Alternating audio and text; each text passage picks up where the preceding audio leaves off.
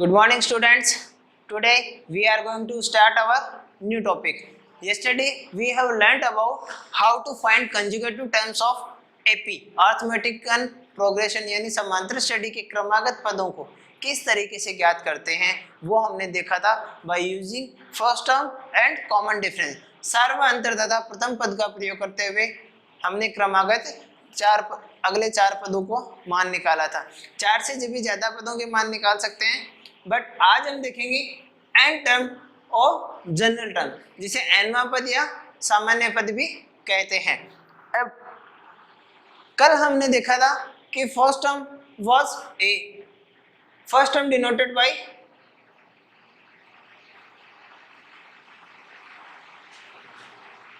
ए, प्रथम पद हमारा ए था। कॉमन डिफरेंस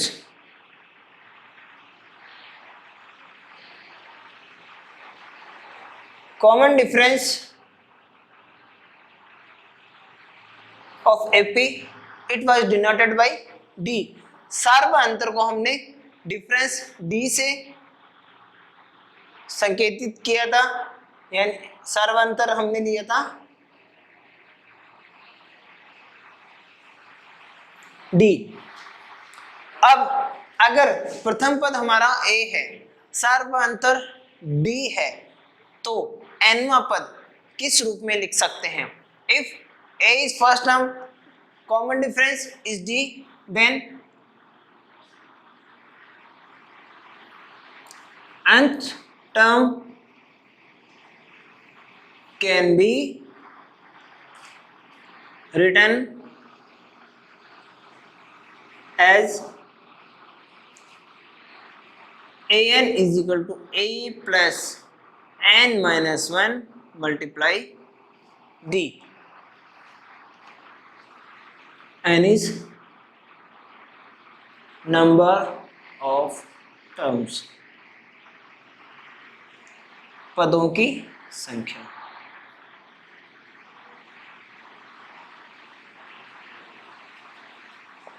ये हमारा क्या है? एनवा पद, और इसे हमने इस फॉर्मूले से मेंशन कर सकते हैं। तो एन टर्म यानी एनवे पद को किस रूप में लिख सकते हैं? अतः एनवा पद होगा। तो एनवे पद को लिखने का सूत्र हमारा ए एन बराबर A plus N minus 1 into D, जहाँ ए हमारा क्या है? प्रथम पद है, और डी सार्वअंतर। तो ये था हमारा एनवा पद लिखने का तरीका। अब इस एनवे पद को अगर जनरल फॉर्म में लिखें हम, जनरल फॉर्म क्या हो जाएगी हमारी? देखो, इसी सूत्र को हम लिखेंगे its N term general form में। General form is equal to first term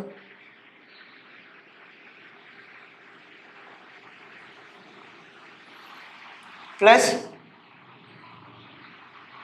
number of terms minus 1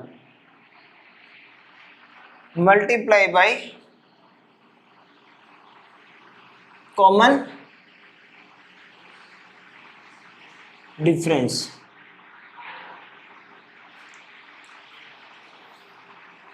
सामान्य पद या व्यापक पद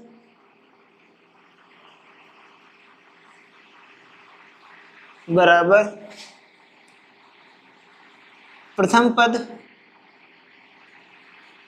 प्लस पदों की संख्या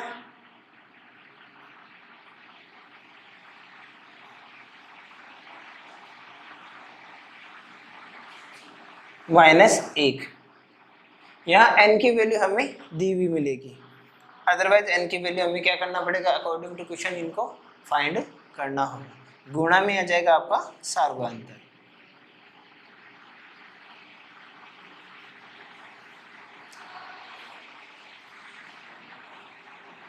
तो क्वेश्चन के अकॉर्डिंग हमें देखना है कि हमारा जो फॉर्मूला रहेगा वो किस बेस में रहेगा। किस पैटर्न में रहेगा।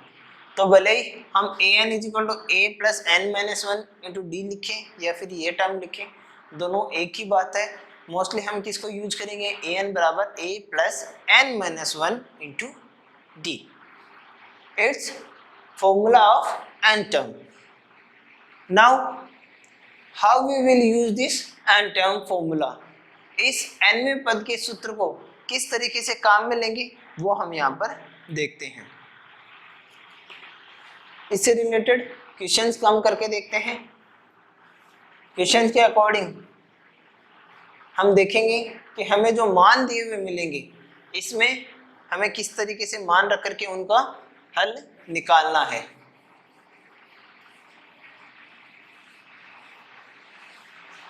ठीक है, now find the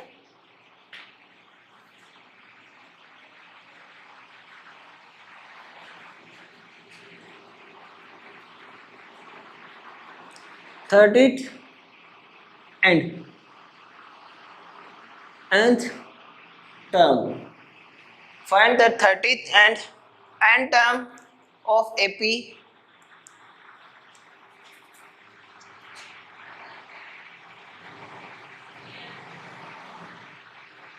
and given AP is 10, 7, 4. 30वां तथा nवां पद ज्ञात कीजिए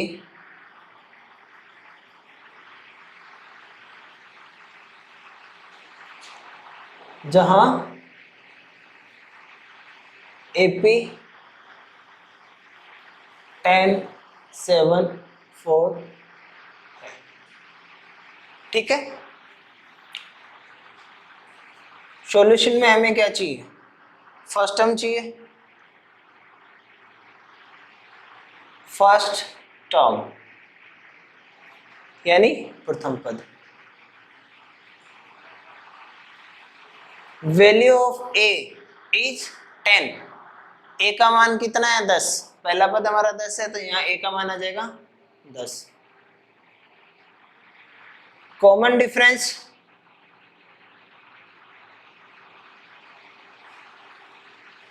यानी सार्वंतर,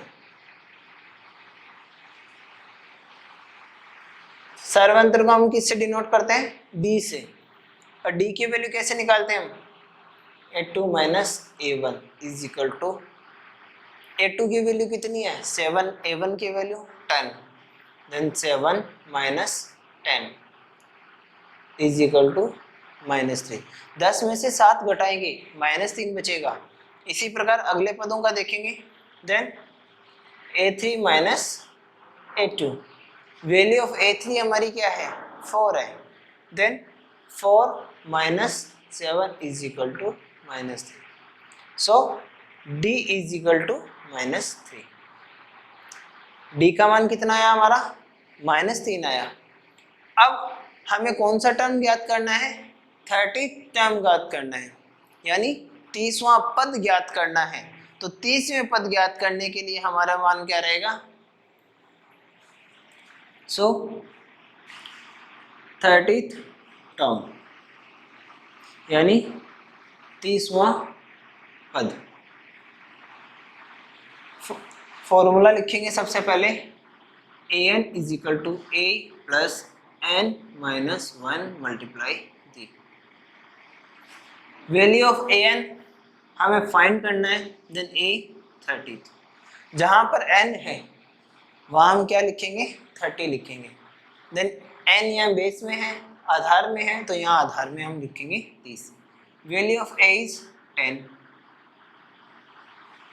plus n minus 1, n is equal to 30 minus 1 multiply value of d is -3 is equal to 10 plus minus 30 minus 1 29 multiply -3। देखो यहाँ -3 क्यों आया, क्योंकि -3 हमारा क्या है सार्वअंतर है, और n माइनस 1 यानी 30 माइनस 1, और 30 माइनस 1 कितना होता है 29, 30 minus 1 is 29 multiply by -3, then it will be 87 minus 10 is equal to -77. Then value of A30 इस श्रेणी के 30वें पद का मान हमारा क्या आएगा, ये आएगा। अब हमें और क्या निकालना है, 30वां पद तो हमने निकाल लिया, 30 टर्म, देन n टर्म, ये भी हमें क्या करना है, फाइंड करना है। And nth term, n term हमारा क्या होगा, an is equal to a plus n minus 1 into d is equal to value of a is 10, value of n already n है, then n minus 1 multiply -3, value of d is -3, then 10 plus multiply n into -3, it will be -3n, -1 and -3 multiply, it will be +3, then 13 minus 3n, 10 plus 3 is equal to 13, then an is equal to 13 minus 3n, so nth term an is equal to 13 minus 3n, it's our answer। तो इस according हम क्या करते हैं, n term की value find कर सकते हैं, वैल्यू ऑफ n हम निकालेंगे। समटाइम्स क्या होता है कि n टर्म की वैल्यू देकर के हमें n का मान पूछ सकता है, d की वैल्यू पूछ सकता है, a की वैल्यू पूछ सकता है, तो वो क्वेश्चन के अकॉर्डिंग हमारे फॉर्मूला यही रहेगा, वैल्यू पुट करनी है। देखो इसमें हमारे पास कितनी टाइप्स की वैल्यू है, an, a, n and d, 4 types की वैल्यू है। इन 4 में से कोई भी 3 वैल्यू हमें वो देगा और चौथी वैल्यू हमसे क्या करेगा, वो फाइंड करवाएगा। तो क्वेश्चन में हमें ये देखना है कि हमें कौन कौन सी 3 वैल्यू दी हुई है और चौथी कौन सी वैल्यू हमें क्या करनी है, फाइंड करनी है, और इसी फॉर्मूले से हम क्या कर लेंगे, आंसर फाइंड कर लेंगे। Now next, selection of terms of arithmetical progression. Sometimes क्या होता है, हमें कुछ कंडीशन दी हुई मिलती है और उसके अकॉर्डिंग हमें क्या करना पड़ता है, उनकी जो टर्म्स है वो टर्म्स यानी पदों को मानना पड़ता है। तो वो किस तरीके से होता है वो हम देखते हैं।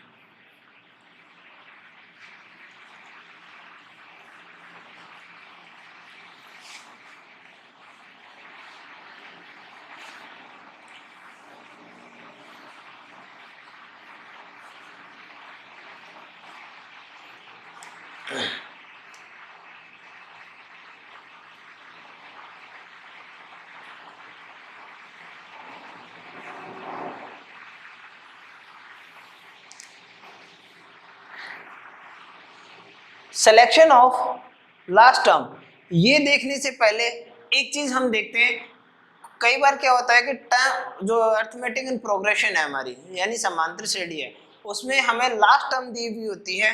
देन क्वेश्चन होता है find the 5th term from last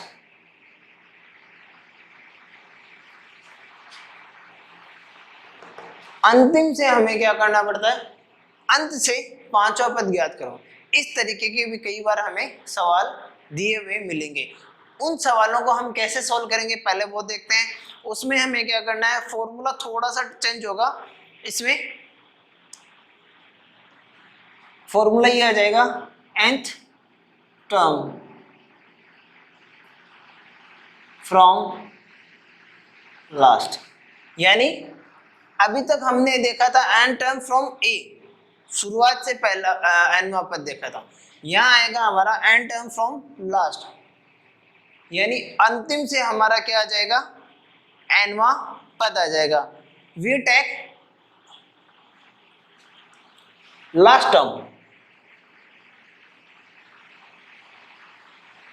as L। Last term हम किस तरीके से लेंगे, we take last term is equal to L। अंतिम पद का मान हमें क्या, जो भी दिया हुआ होगा हम उसके क्या मानेंगे, L मानेंगे। L means last term and according to this last term and if we are taking term from last, then common difference will be negative, then common difference is equal to minus D. It will be minus D, then an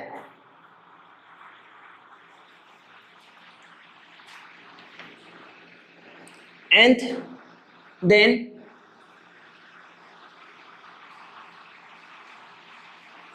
nth term from last is equal to L plus n minus 1 multiply minus D।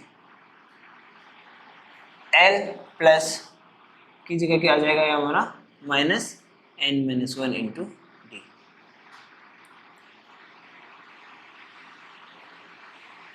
ये formula इस रूप में convert हो जाएगा।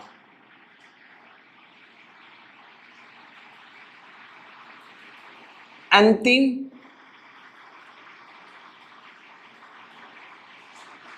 से nवां पद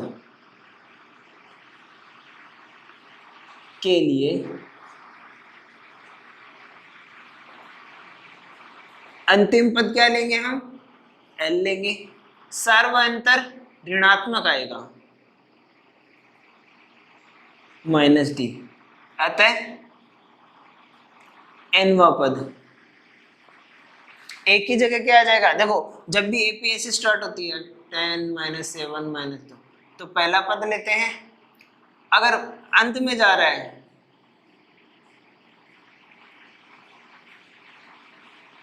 हमें पूछा गया है कि इसका ये अंतिम पद क्या है 16 है, और 16 से हमें क्या करना है, अंत से चौथा पद ज्ञात करना। तो इसके लिए क्या आ जाएगा, L, एक की जगह L लिखेंगे, L plus n minus 1 multiply minus D. ये जो माइनस है ये माइनस की वैल्यू यहाँ बाहर आ जाएगी, n माइनस 1 डी nवां पद। डिफरेंस सिर्फ इतना आएगा, एक की जगह तो क्या आ गया हमारा L, और प्लस की जगह माइनस, सिर्फ इतना ही डिफरेंस है। आगे का n minus 1 into d as it is है, हम फॉर्मूले से कंपेयर करके देख सकते हैं। Now selection of terms,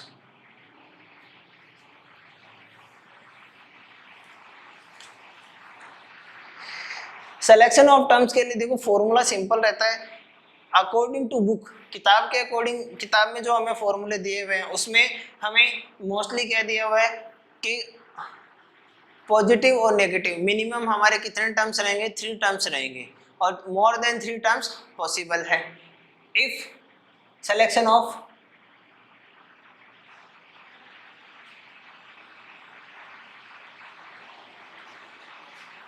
terms of समांतर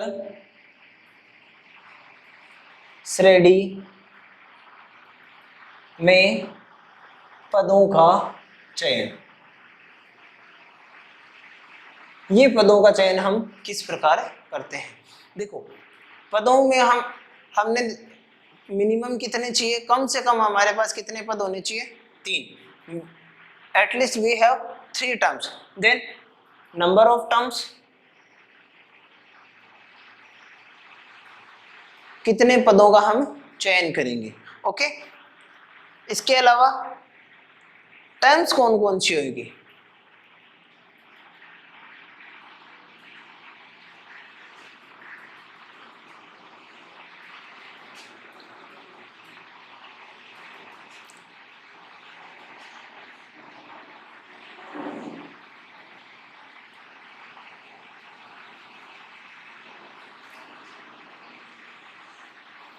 and what will be the our common difference?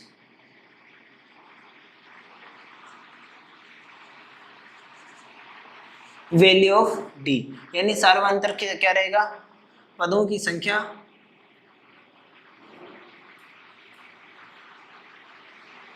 पद क्या लेंगे और सार्वंतर।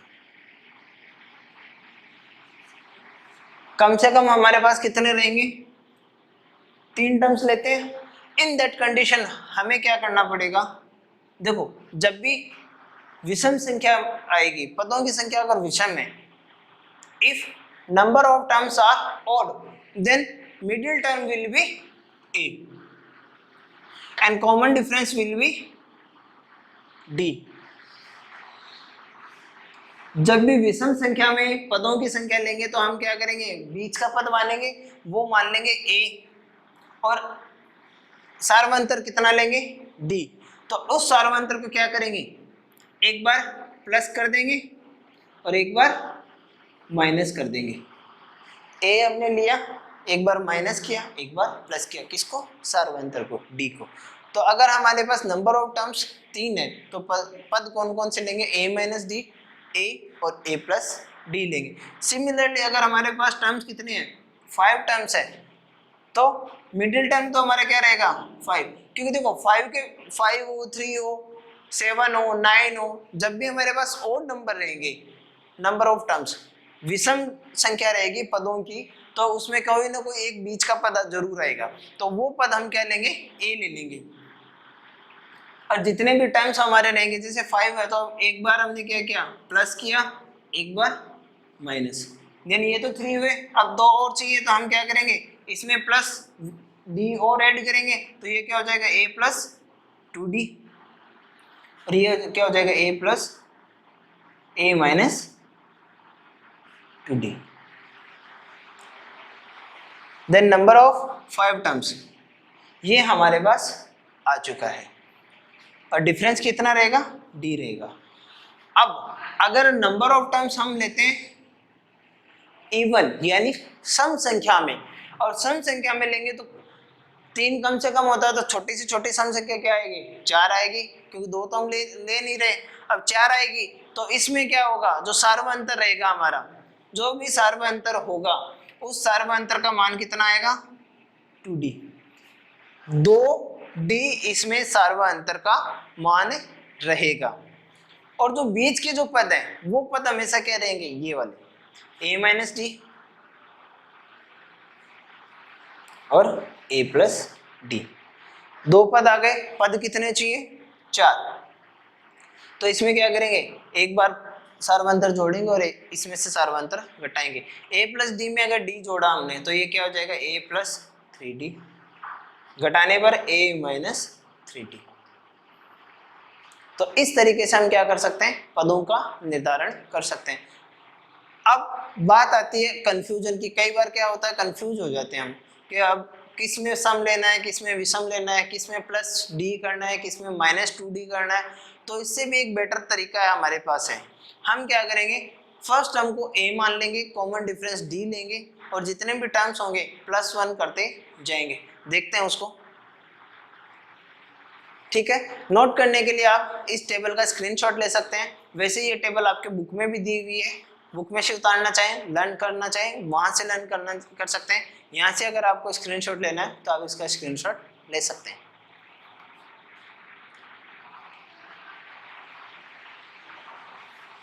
ओके, आगे बढ़ते हैं।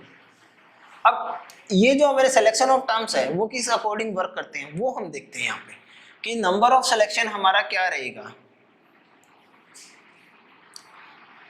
We have a question. 4 terms are in AP.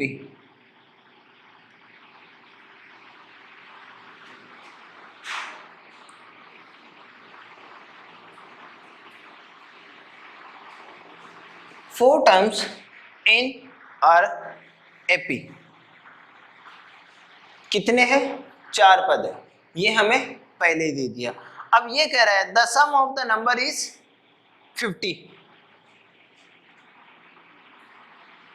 if the sum of the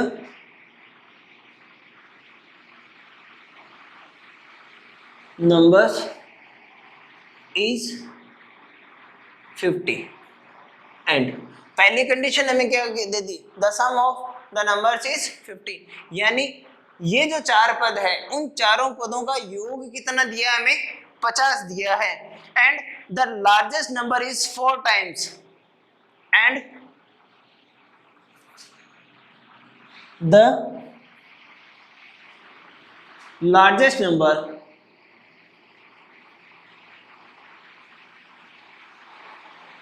is 4 times यानी 4 गुना, और 4 times the smaller one, 4 times the smaller one. Then find the terms.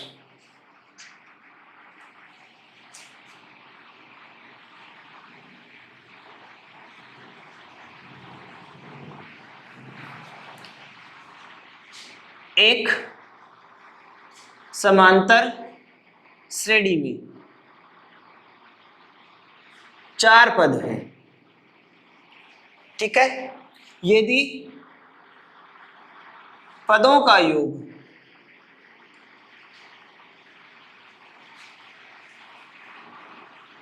50 है तथा सबसे बड़ी संख्या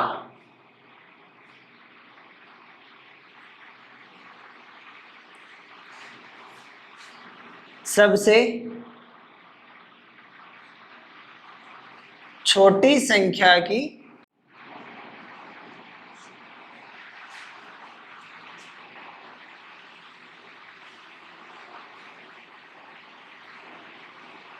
तो पदों को ज्ञात कीजिए कि कौन कौन से पद इसमें होंगे, वो हमें ज्ञात करना। दिया हुआ है कि कितने टर्म्स है, 4 टर्म्स है। अकॉर्डिंग टू टेबल हमारे पास टर्म्स कौन कौन से होने चाहिए, a minus 3d, a minus d, a plus d, a plus 3d, जो अभी हमने टेबल बनाई थी उस टेबल से, ठीक है। And common difference 2d। हम करते हैं सिंपल तरीके से। हमने एपी जब स्टार्टिंग में पढ़ा था तब हमने क्या देखा था कि फर्स्ट टर्म हमारा क्या है, फर्स्ट टर्म प्रथम पद हमने क्या माना था, ए माना था प्रथम पद, सर्वांतर यानी कॉमन डिफरेंस ये माना था हमने डी। हम इसी से करेंगे। हमने ये देखा था कि अगर हमारा प्रथम पद ए है, सर्वांतर डी है, तो एपी किस फॉर्म में आती है हमारी, A plus D, A plus 2d, A plus 3d, A plus 4d tends to A plus n minus 1 into D, इस फॉर्म में आती थी हमारी। वी हैव 4 टर्म्स, देन हम क्या करेंगे, ये जो 4 पद है हमारे इन्हें क्या करेंगे, 4 टर्म्स मान लेंगे। फर्स्ट टर्म ए, कॉमन डिफरेंस डी,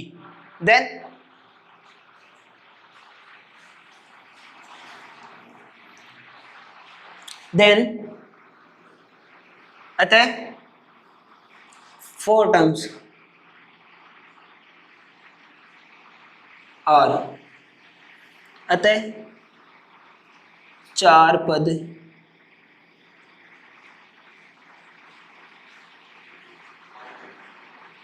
क्या माने हमने, ए plus D, A plus 2d और ए प्लस 3d, ये 4 पद हमने मान लिए। नाउ अकॉर्डिंग टू क्वेश्चन, ये हमारा किस कंडीशन को सेटिस्फाइड करते हैं, फर्स्ट जो हमारे सेंटेंस है इसको। आगे जो कंडीशन दी हुई, आगे 2 कंडीशन है। First condition is sum of number is 50, second condition is the largest number is 4 times the smaller one, then हम क्या करेंगे, दोनों कंडीशन को सेटिस्फाइड करवाना है हमें। Then question, we have the sum of number is 50, हमारे नंबर्स क्या हैं, कंडीशन फर्स्ट,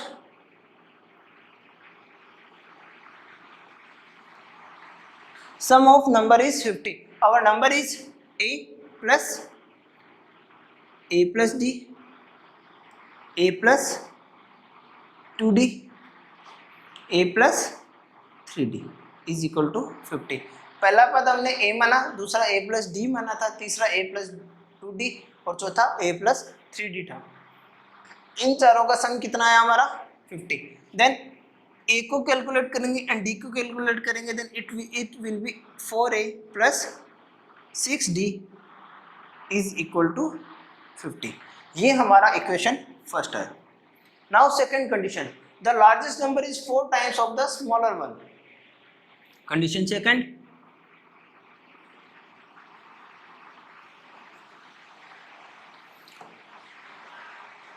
सारी वैल्यू हमारी क्या हो रही है, प्लस हो रही है, तो स्मॉलर नंबर हमारा क्या है a, लार्जेस्ट नंबर क्या है a plus 3d। According to equation a plus 3d is 4 times of smaller one, a plus 3d है वो किसका 4 गुना है, a का 4 गुना है, तो हम किसको मल्टीप्लाई करेंगे, जो छोटी संख्या होगी उसी को 4 से गुना करेंगे, तभी तो ये दोनों क्या होंगे, आपस में बराबर होंगे। Then a plus 3d is equal to 4a, then यहाँ से क्या आ जाएगा 3d is equal to 4a minus a is equal to 3a। 4a में से एक a को घटाया तो 3a बचा, तो यहाँ से आ जाएगा 3d is equal to 3a, 3 से 3 cancel, d is equal to a, यानी a और d का मान क्या है, बराबर है, यानी हमारा जो पहला पद होगा वही हमारा क्या होगा, सर्वांतर होगा।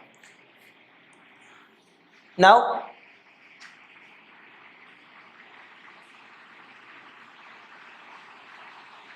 Substituting a is equal to d is equal to a in equation first, ये जो हमारी इक्वेशन फर्स्ट है, सेकंड से क्या करेंगे, d की वैल्यू फर्स्ट में रखेंगे, तो 4a plus b is equal to a, then 6d किस में कन्वर्ट हो जाएगा, 6a में, बराबर 50, then 10a is equal to 50, a is equal to 50 upon 10 is equal to 5, a is equal to 5। So d बराबर a समीकरण 1 में रखने पर ये हमारा अतः d इज इक्वल टू 5, अतः d का मान क्या आएगा, 5 आएगा, क्योंकि a का मान कितना है 5 और d का भी मान कितना है 5, समीकरण 2 से। अब जो हमारे 4 पद हैं वो निकालने, क्योंकि a का मान हो चुका है, d का मान हो चुका है, 4 पद हैं, ये भी हमें क्लियर है।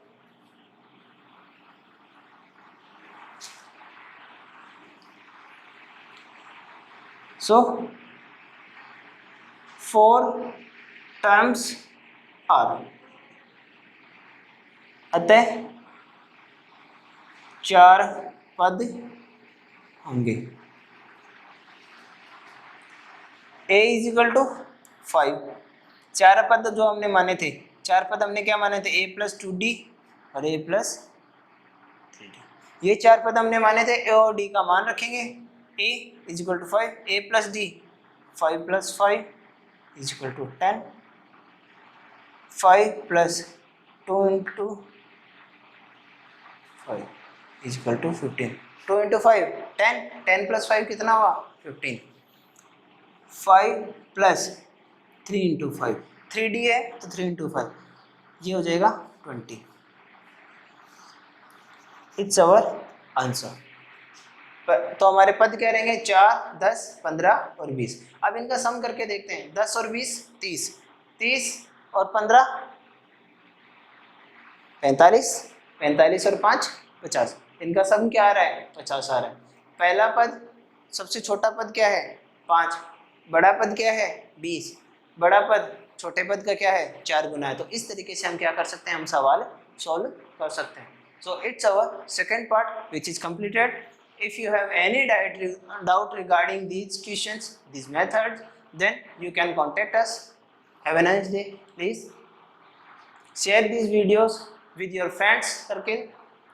Thank you. Thanks a lot.